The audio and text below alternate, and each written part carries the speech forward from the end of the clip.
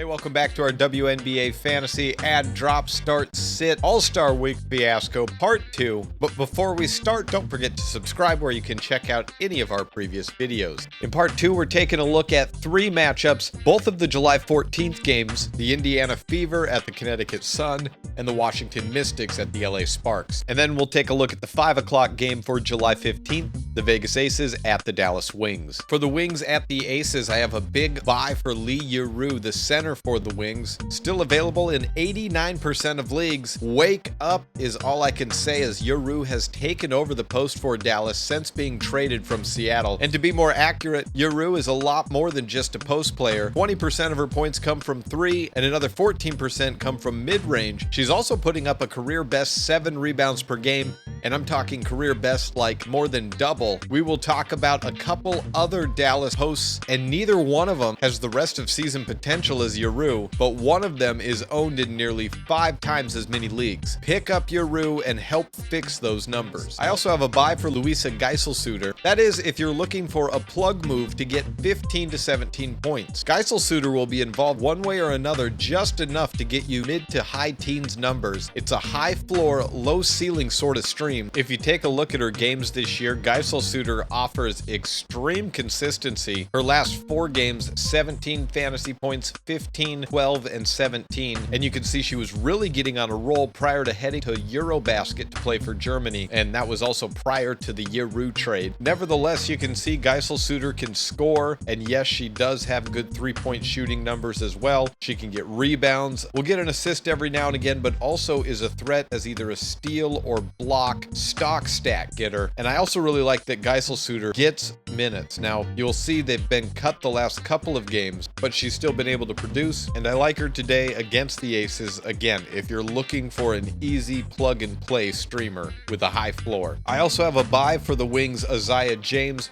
We talked about her yesterday and how her ceiling is limited coming off of the bench now with Arike Ogunbowale back, but we now know Arike is dealing with a torn thumb ligament, certainly a big reason for her 0 of 10 shooting in her return the other day. James might be seeing a few more minutes if Ogunbowale continues to struggle, and either way, like I've said in previous videos, when James is on the court, the Wings are looking to get her involved. That leads me right into a sell for Ogunbowale. Torn thumb ligament coming off of an 0 of 10 shooting night on Sunday at the Fever. A couple of weeks ago, I named Ogunbowale as a player I would be trying to trade away. Well, I hope you were able to, because probably tough to move her now, but keep your expectations very low for the foreseeable future. My other sell is Tierra McCowan, center for Dallas. McCowan's rostered in 51% of leagues, but as you'll see, the numbers just don't warrant it, and I don't know if you're looking at fantasy points, actual points, rebounds, or just minutes on the court. She's combined for just 18 minutes in her last 2 games. There's no reason McCowan should be rostered in 51% of leagues, and between her, Yeru, and Geisel-Suter, she's your 3rd best option on the team at that position. On to the Indiana Fever at the Connecticut Sun. Who do I take out of Trace Partidarius? I think that's the 3 supporters, Lexi Hull, Sophie Cunningham, and Ari McDonald. And yes, I just made up that nickname, and no, I don't expect it to go anywhere.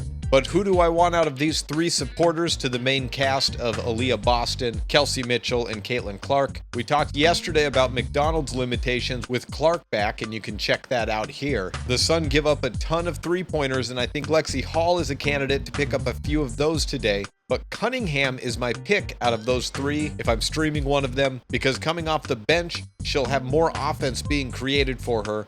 And she's also been very active rebounding of late. And sometimes you roll with the hot hand, and Sophie Cunningham is just that. For the Sun, I have buys for Sanaya Rivers and Bria Hartley. Over the past 15 days, Rivers is averaging 26.4 fantasy points in ESPN standard leagues per game. That's 17th best among guards, right between Sammy Whitcomb and Jackie Young. The rookie has a tough defensive assignment with Caitlin Clark, but Rivers coming off of a career game 20 points, 6 rebounds at the LA Sparks, 23% of ESPN leagues. Bria Hartley is available in 96% of leagues, and with Marina Mabrey still out until after the All-Star break, Hartley is averaging 21 points over the past 2 weeks and was able to put up 11 3-pointers against the LA Sparks, making 4 of them. Just like the Sparks, the Indiana Fever give up a lot of 3-pointers, so there's a chance here for Hartley to hit big. And then I have a sell for JC Sheldon, guard for the Connecticut Sun, available in about 90% of leagues. This is a sell in relation to Hartley,